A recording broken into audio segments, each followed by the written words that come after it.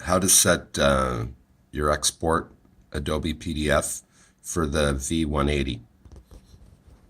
Opening up the Adobe export window, I want you to create a preset. Basically, we need Adobe to stop compressing the files. Usually I use the high print to start, switch the PDF X4 to 2010, and actually you can go with the latest version of, actually switch the Acrobat version first and then switch it back. I guess Acrobat 7 is the highest it'll do in this mode.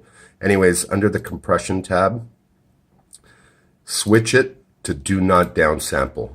The reason for that is the Xerox printer does 1200 by 1200, and the Adobe PDFs will actually export down to 300 dots, and we want the highest quality coming out of the machine.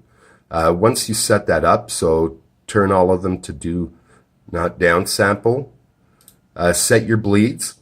Now, what we do here is, because we're giving agents proofs all the time, I actually have a preset for no bleed. That's when we're giving the agent the a proof.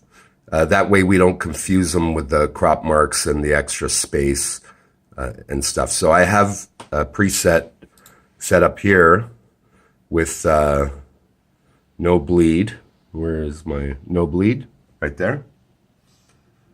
And I also have these new ones, print bleed, high res 4 with no downsampling for the V180, and that's basically what we use.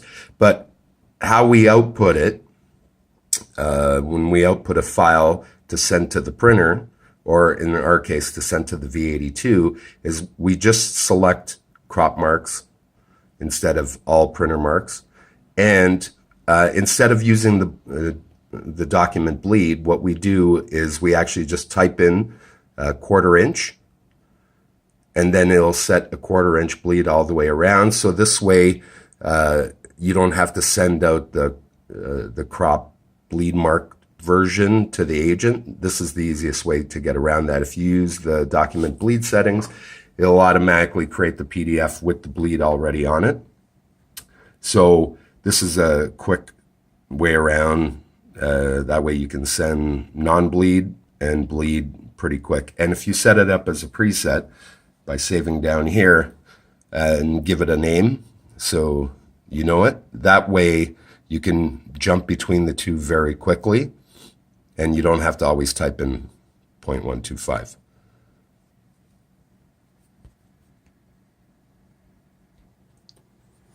This is how we set up a document for the full bleed. As you can see here in Pages, we're using facing pages. All documents sent to us must be with the full bleed if it's to be printed on the V180.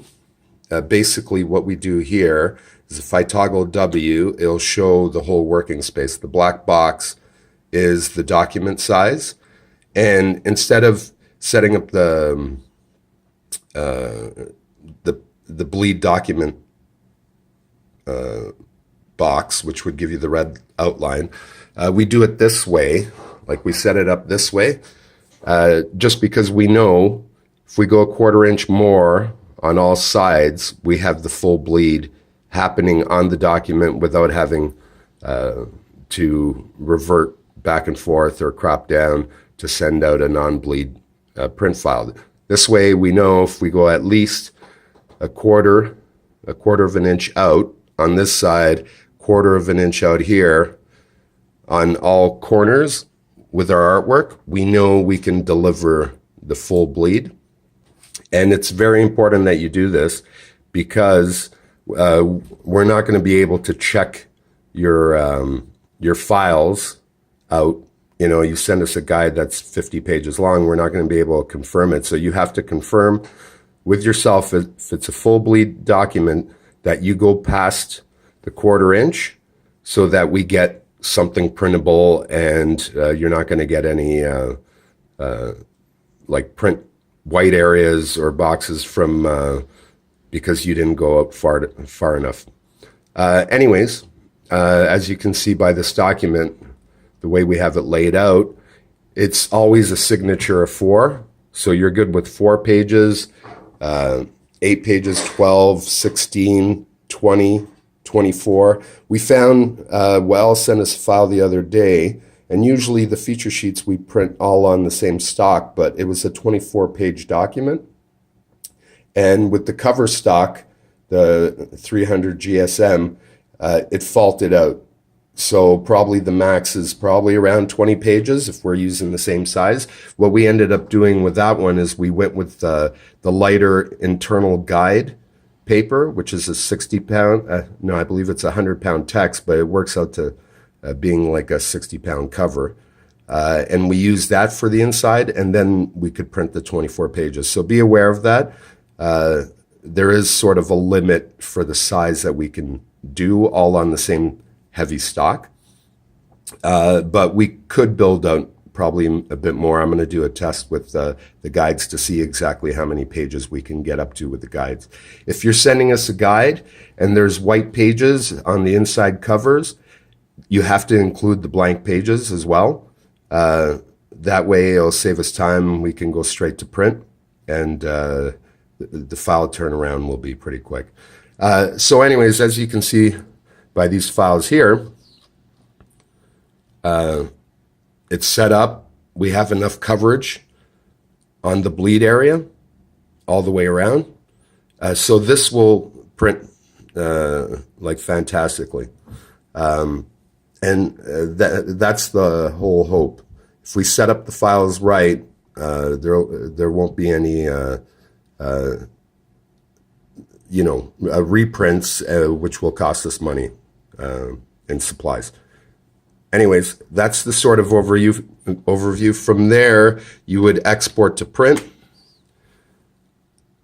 and then you would set up, in our case, the high-res V180 print bleed, output to that, and then I'm going to create a drive on the 290 server that you can, that will say print V180, and in there I'll have a folder for each of your units that you can log into the server and download the PDF to there, because these PDFs now with no downsampling will be much bigger.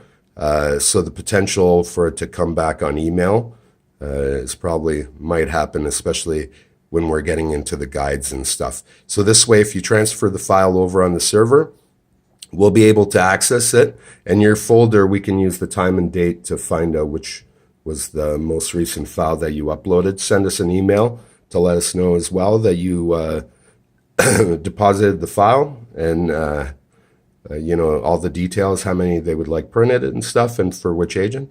And then we can print it off, and as soon as they send it out, we can ship it to your unit. Thank you.